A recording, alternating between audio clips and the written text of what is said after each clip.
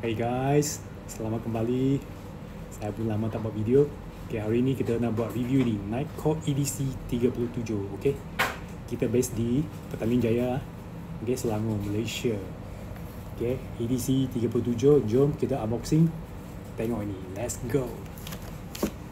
Inilah dia Nightcore EDC 37 maximum burst 8000 lumen. Okay, kotak dia kita dah buka, ready, siap. Okay, nampak?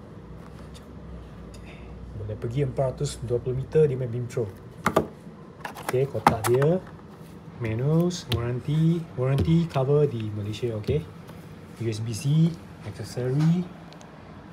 Ini dia bagi tools untuk Allen keys dan buka ini glass breaker. Okay, so inilah produk dia, EDC 37. Boleh lock, safety lock, on. Boleh pilih mode, okay. 100 sampai 1500 lumen. 1500 lumen dia boleh pergi 7 jam. Okay, ini dah bateri dah low.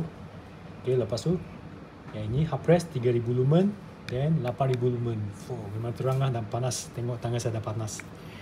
Okay, dekat depan dia LED macam ni. Nampak dia main glass breaker. Macam, okay, glass breaker. Kalau tak nak boleh buka. Okay, inilah barang dia ya. Berminat boleh call atau PM kita orang. Okay, latest dari Nightcore. Tengok tapak tangan saja. Jom kita tengok dia punya keterangan 8000 lumen. Okay, testing 8000 lumen. Okay, nampak 8000 lumen kan? Okay, tengok. Tengok. Walau, terangkan. 3, sekejap.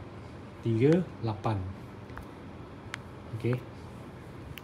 Sorry tak dapat test lama sebab dia ada time setting.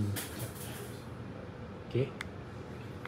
So kalau dia dah panas depan sini, dia akan auto cut off. Okay. Sebelum kita end video, kita nak compare dulu. EDC 29. Nampak? EDC 29.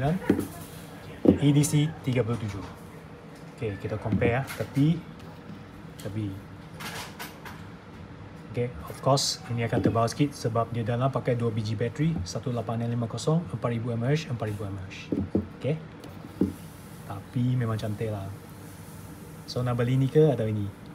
Dua-dua kita pun ada. Belilah dua-dua. Okay, jangan lupa like dan follow kita orang. Thank you.